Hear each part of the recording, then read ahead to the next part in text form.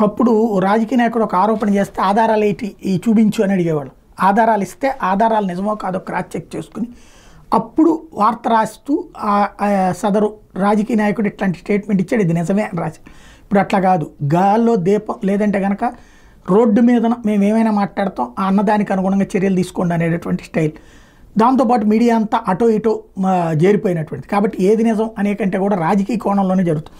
అయితే తాజాగా నమస్తే తెలంగాణ ఒక కోణాన్ని ప్రొజెక్ట్ చేసింది. ఏదైతే బీఆర్ఎస్ తరపున గెలిచి కాంగ్రెస్కి వెళ్ళినటువంటి అరికపూడి గాంధీకి 1000 కోట్ల విలువైన ప్రభుత్వ భూమిని దారాదత్తం చేశారంటూ సీలింగ్ భూమిని ఆ ఎమ్మెల్యే కూల్గా మడత పెట్టేశారు. 100 ఏళ్ల నుంచి రెవెన్యూ రికార్డులో ఖరీజ్ ఖాతాగా కొనసాగుతూ వస్తున్న భూమి ఏం మాయ చేశారేమో రాత్రికి రాత్రే పట్టా భూమిగా మారింది. 360 కోట్ల విలువైన 12 ఎకరాల ప్రభుత్వ భూమి ఎమ్మెల్యే భార్యాబిడ్డలపై రికార్డులకు ఎక్కింది. అత్యంత విలువైన ఈ భూమిని కేసీఆర్ అధికారంలో ఉన్నంతకాలం విలువైన ప్రజా ప్రయోజన ఆస్తిగా గుర్తించి కాపాడుకుంటూ వచ్చారు.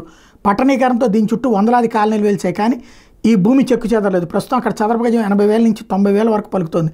ఇటువంటి భూమిని శేర్లింగంపల్లి ఎమ్మెల్యే అరికపూడి గాంధీ చెరబట్టారు. గోడదూకి కాంగ్రెస్లో కలిసిన ఆయనకు ముఖ్య నేతే పనిగట్టుకుని ఎమ్మెల్యేకి రెవెన్యూ రికార్డులు కల్పించినట్టు చెప్తున్నారన్నటువంటి కోణాన్ని హైలైట్ చేశారు. అరికపూడి గాంధీకి అది ఇచ్చారంటూ ఆధారాలను ప్రొజెక్ట్ చేశారు.